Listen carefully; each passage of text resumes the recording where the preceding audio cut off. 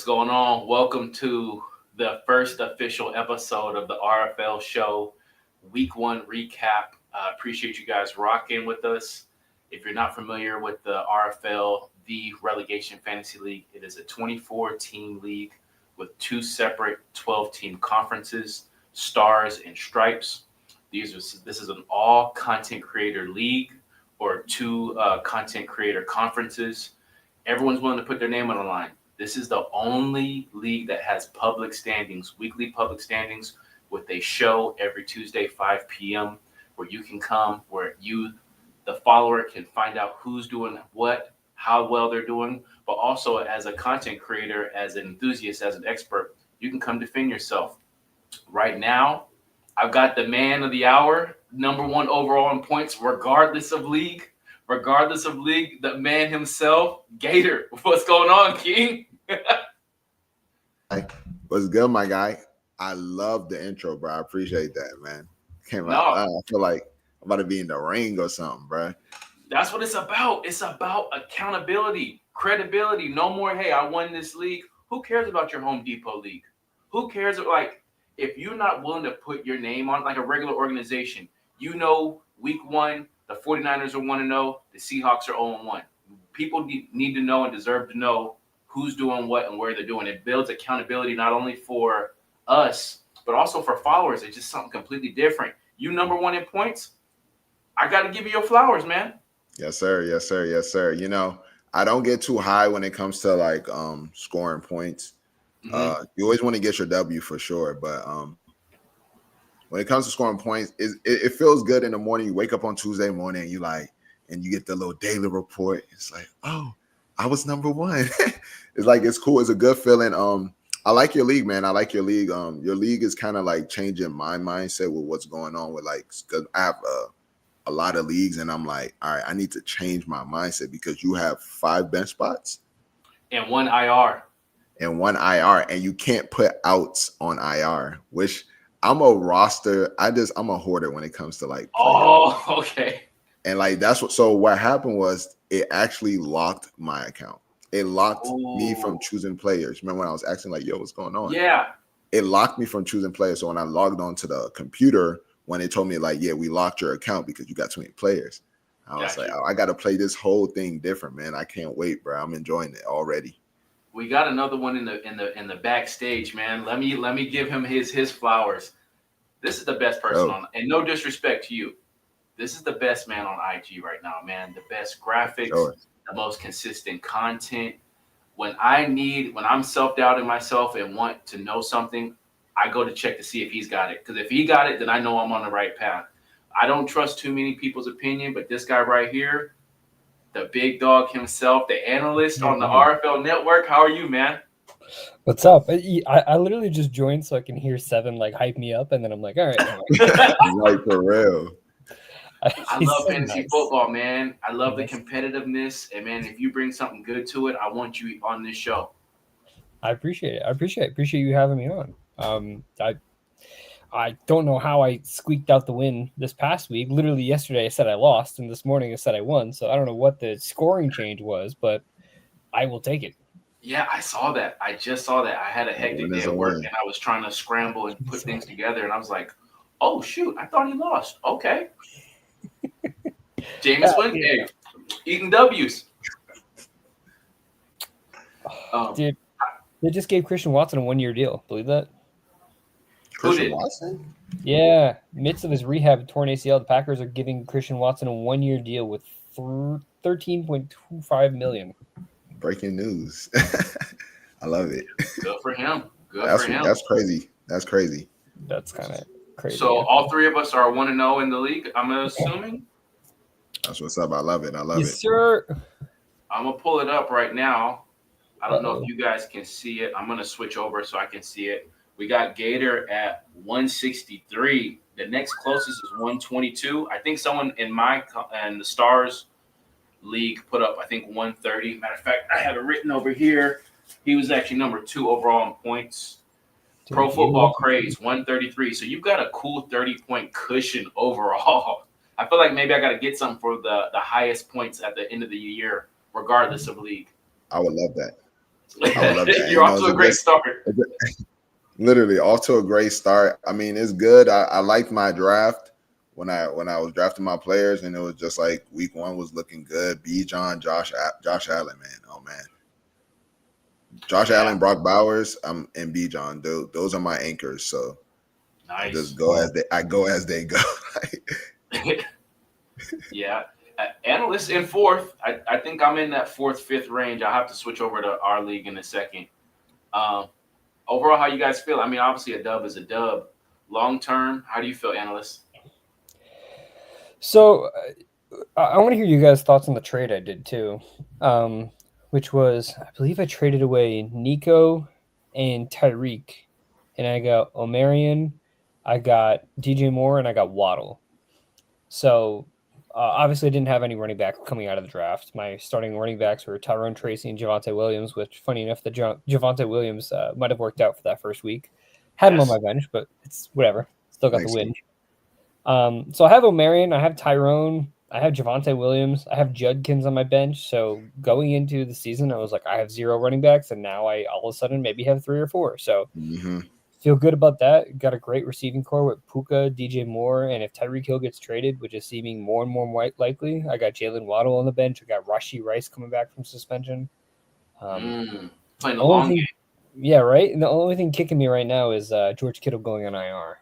Yeah, that sucks. So that really trying to replace him is not going to be easy. But we'll make it work. I like it. I like the trade too. I was going to say, I think when I first saw the trade, Tyreek Hill and Nico, I was like, oh, I don't like it. I don't like those 2 top dogs like leaving to a team. But like I was telling Seven, I was like, yo, like your league is different. It's like you can have all of that, but you can't start all of that. So yeah, and not even that. My whole thing is like the Tyreek thing just seems like it's ready to explode at any second. Right. And he still didn't even produce in that first week.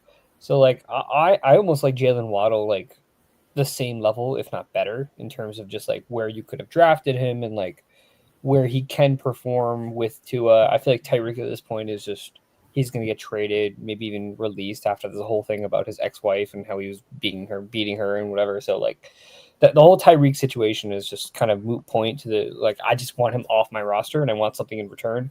I got Omarion, who I don't know if you guys had a chance to look at like the usage rates for Omarion.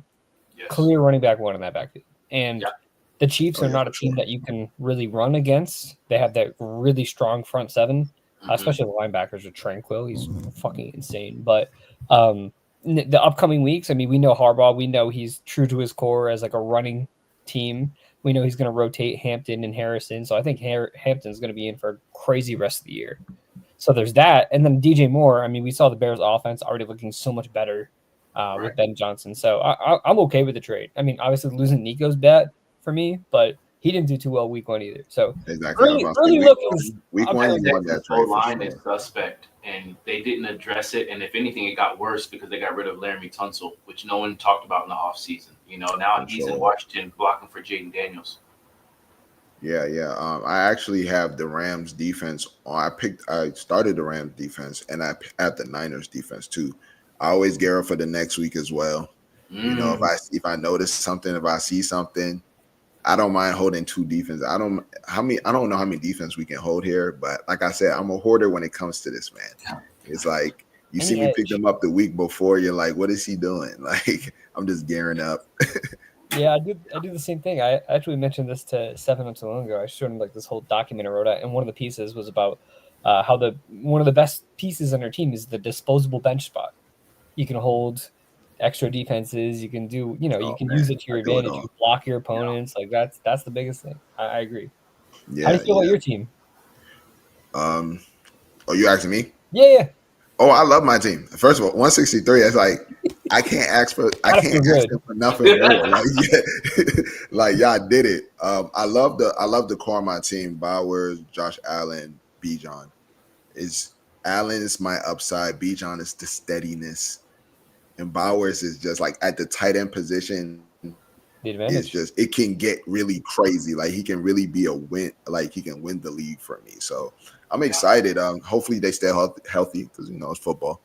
But I'm super excited, man. I'm just like I'm looking at waiver wires and it's like this is the first league where there's so much stuff on the waiver wire. I'm like I want that. I want that. I want that. I want that. I want this too.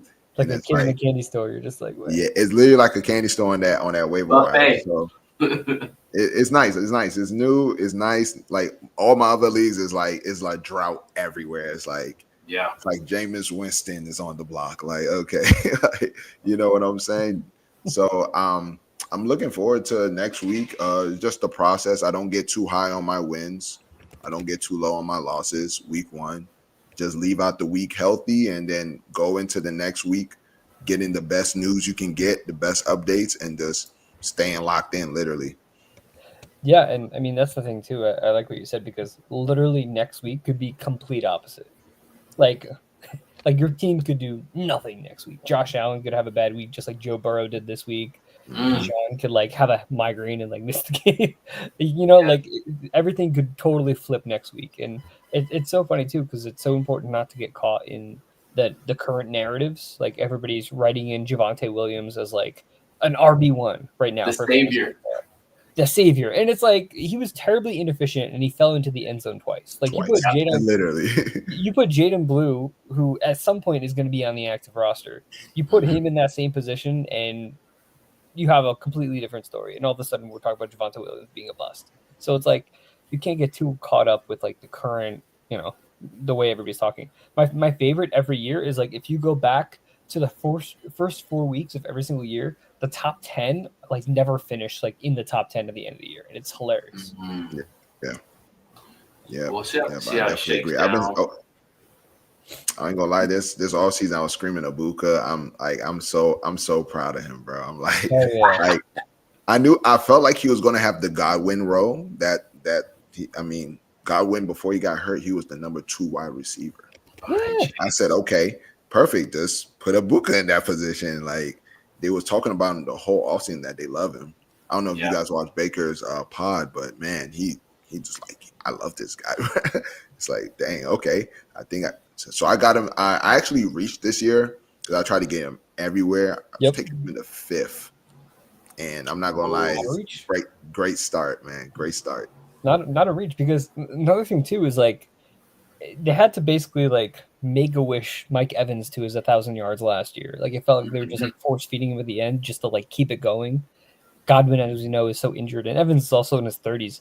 So, like, do people really not think that Ibuka is going to come in, demand this huge role right off the bat, and then Godwin's going to come back and he's just going to like disappear? Like Jalen McMillan at the end of last year was able to play so well, and Jalen McMillan isn't even that good of a receiver. Like, it's crazy to think Ibuka is not going to come in to one of the most wide receiver friendly offenses in the entire league, do well, and then just like fall off the face of the earth. And even if he does well those first 5-6 weeks, that's enough to vault you into the playoffs. So like I have 2 videos pinned to my Instagram page. It's me talking about Travion Henderson, and it's me talking about Ibuka. And like I've kept those 2 things in there. I made those videos back in like May, and like I'm sticking to those. And I'm so Ibuka is a huge value. No, yeah, I loved him. This is the only league, unfortunately, I wasn't able to get him in. I'm in 3 leagues, and this is the only one. And we were doing the live show, the draft, and High Society mentioned that you drafted him in the in the Stripes League, Gator. And then all of a sudden, Chef Dunna didn't even need. He already had 3 receivers, didn't even need a receiver, and took him anyway in the 6th round. And I was banking on him, and I almost took him in the 5th. I just couldn't justify it, and I should have been like you, and I should have tried to justify it. Man, sometimes you just gotta go for that player. I really was going for the system. It was really the system. I saw Godwin do it, and I know Godwin's a great player, but if the system is allowing Godwin to do this, it's like if you put Ibuka in that same position, like the opportunity is there. It's going exactly the opportunity there. Now the 2 tubs, it just put me over the moon. But like ideally, it's still good if he does, like if he gives you like 10 or 11. Like it's just about the targets. How many targets is he getting in that position? Right. And the good part about him being so new too is that like Evans obviously is Mike Evans, and he's still like performing at a high enough level to where he's going to draw that number one coverage, which is why Igbuka, even in that first week, was like, I don't know if you saw, like he called his shot at the end of the game. He's like, I can beat this coverage. Like, I'm going to run a post, whatever it was, corner. Yep. He's like, I'm going to run a post corner. I can beat this defender easily. Just like call his shot, dude. Shot caller. I love it. Yeah, exactly. I really love it. I love it. Yes. But it was also like, for me, it was like what we saw last year with Liam Cohen was like finally a coordinator that maximizes receivers at their positions. I think that's really good what they do in Cincinnati too. After Brian Callahan left, we saw Jamar Chase going into the slot a little bit. We saw T. Higgins going into the slot a little bit, which is not something that did all that much because Tyler Boyd was taking that role. Mm-hmm. But once Brian Callahan did that, I mean, Jamar Chase, we know what he did. T. Higgins, we saw what he did. He was like a top 5 wide receiver at the end of the year as well. And then obviously Chris Godwin going into the slot, you mentioned he was a top 2 wide receiver. So it's really just about having a coordinator that maximizes the talents of each receiver. And I know that Liam Cohen's gone, but Grizzard seems to be like his clone and a little bit of a slow start to their first game. But I'm really confident in the way he's calling the offense going forward, at least for my opinion. Sure. Not that anybody asked. We got the other half of the RFL show. The big dog himself. How are you? Good. How's it going tonight, fellas? It's good. It's good.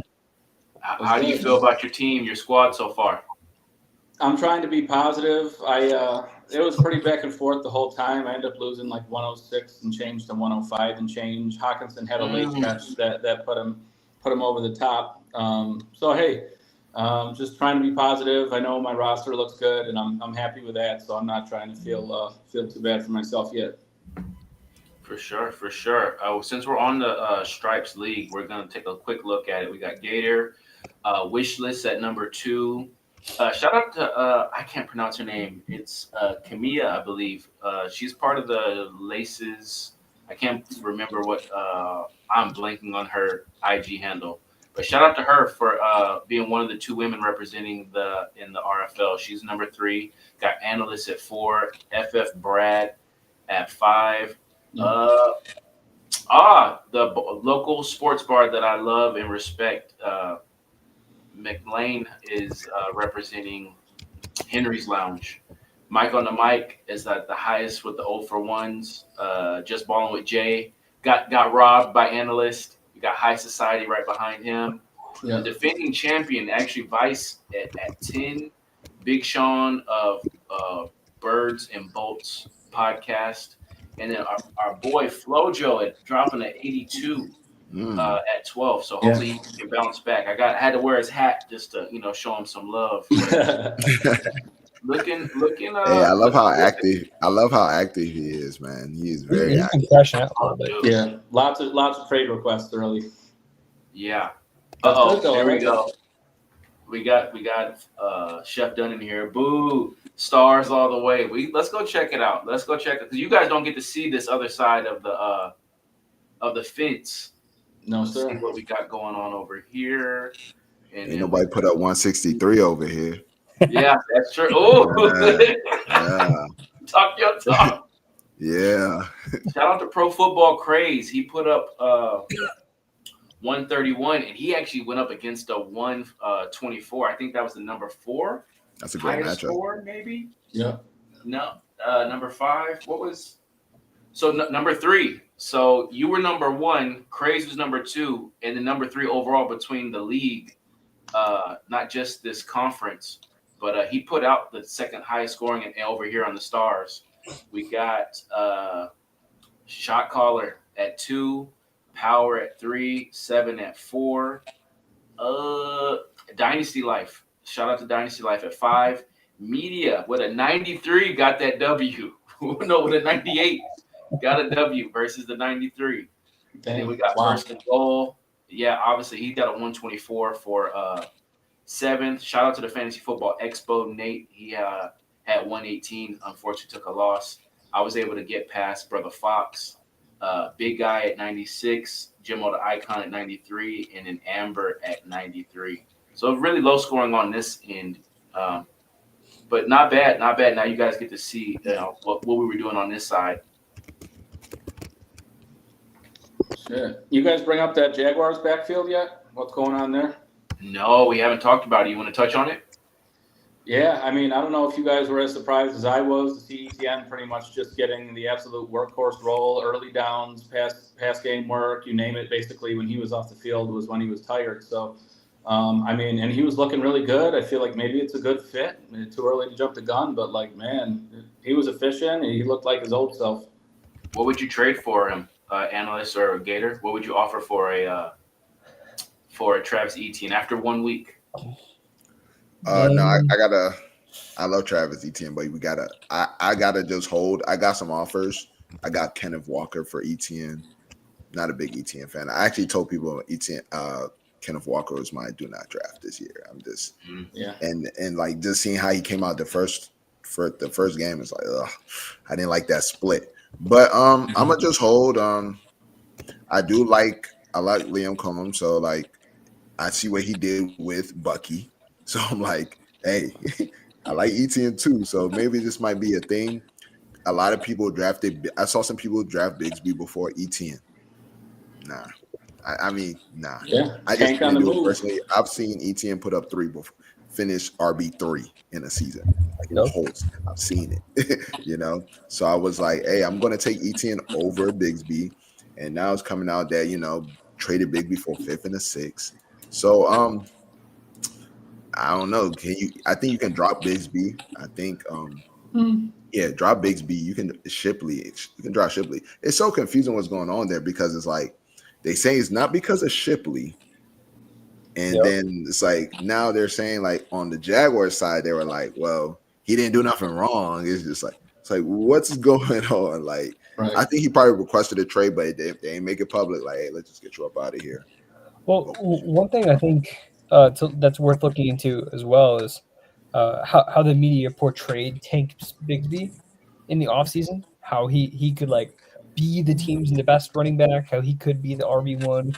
And then sometimes teams do that and then they'll like play that guy in preseason and he'll have a big play and then that's kind of their selling point. Because I think you go into the season and you're like, okay, we have Etienne, we could trade him. We have Bigsby, we could trade him. We also have these 2 rookies who obviously we're not, we just chose them. Like we're going to keep those guys around.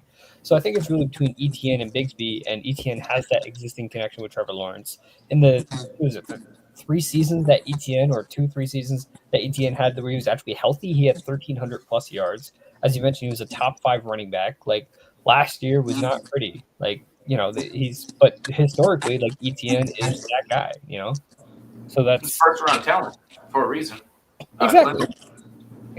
So I think he's very much, he could be an RB1 the rest of the season, but I'm not trading for him as that because there's still 2 guys behind him, especially Byshell Tootin, who is one of the it's just week 1. Like we can't overreact off of 18 points. It's like that's great, but for sure. I mean, he was efficient though. He looked good, and then they felt good enough to go ahead and just move Bigsby. So.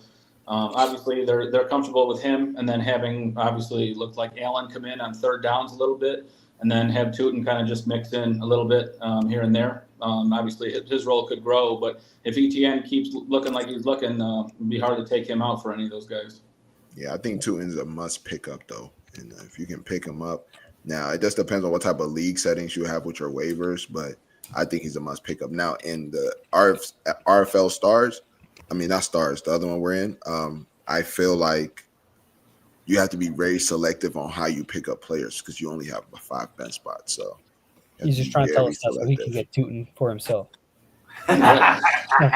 It's like if you guys are in those kind of leagues, do not pick up Tootin. It is not. Do not put crazy. I'm misdirection. I can only have like 5 good players on my bench. I want them all. Like literally, I wish it was like Pokemon. I just catch them all. Just keep them all on my bench. I can't do that. Yeah, I'm with you. I like to have a deep bench too, but I'm a little out of my element when I have a short one. You're looking at guys. I want to stash a guy or 2, and I know I can't. But it's cool because do I want to stash somebody or do I want to pick up somebody that's going to go off that I think is going to go off, and I don't want nobody else to start? Yeah, you have to kind of like balance guys that can, you can trust to have a definite role on your bench, and then there's guys where you're like, all right, man, I'm just going to swing for the fences. He could do nothing, or I literally had to let Godwin go. Like I was just so sad. I was like. I drafted Godwin. I got some offers for him, and I just had to let him go. I was like, I'm gonna try to get him back though. It's not That's very right. active all over here. It's not active. You guys got all the traders. The stock market is the stripes. love It's trading. pretty You put me in the pretty right slow league, over bro. I here. love trading. I'm always down too, bro. Hit me up anytime. Say no more. Say no more. I might send you a trade right now. I'll be on it. Do you guys have any shows coming on this week that we can promote before we wrap it up? Any? I know analysts. I believe you're doing a live, or you've got. Yeah, I'm doing a pod tomorrow, and then I'm supposed to be going live on Thursday, but we'll see if I remember to do it, and then potentially live on Sunday. Okay. Yeah. Do you go live before the games? Yeah, Like an hour before the games? yeah, usually like an hour. I'm gonna tap in. Yeah. You see me That's live. where tap I'm my in most always. active. Like I'm the most like, oh my god, I got to put my Yeah, bets it in. hits you like, oh Really- shit. It's Yeah, crazy. anytime anybody sees me live, just hop in. I'll get you in there. Dope. Yeah, yes. For sure. Well, that concludes the first episode, man. I appreciate you guys for taking the time and knocking out this little 30-minute powwow and just discussing the league. I want to continue. It's always going to be an open invite, first come, first serve. Hopefully we can grow this thing and just compete against each other and talk fantasy. And during the off season, I would love to also just interview you guys one-on-one and That'd be kind of great. make this YouTube channel more about fantasy football. I definitely want to highlight, promote this league and have it be competitive and hold people accountable. But separate from that, I do want to interview and just find out people's stories and how they got into fantasy football. So eventually during the off season, just to stay afloat and create content, I'd love to have you guys back to interview you. And off season throughout the season. That's what's up, Seven. Actually, my bad, Seven. When you said what are we doing? I've got so much coming up, guys. I forgot to tell you guys. I have a start sit dropping on Thursday. I'm gonna drop it Thursday night. I'm on YouTube. Same thing, Gator the Fantasy Guy. I'm also gonna be dropping my plays. I have my hot 5 plays that I drop every week for the pretty much Sunday, Monday night slate. And what else am I doing? I feel like I'm doing something else. Start sit. Yeah. I'm just doing the whole shebang. Start sit. I'm doing everything. I did my reaction video. I dropped my waiver wire video. So you guys just tap in, just follow me. You know, Okay. keep the notification bell. I appreciate y'all. Yeah, definitely. Appreciate you guys coming. High Society. I'll see you for sure next Tuesday at 5. And then for you gentlemen, you're always welcome to swing through. For sure, man. I appreciate you, man. Take care, everyone. Having me. All right. See you guys. Good luck next week, man. Yes, sir. Likewise. Yes, sir. Same.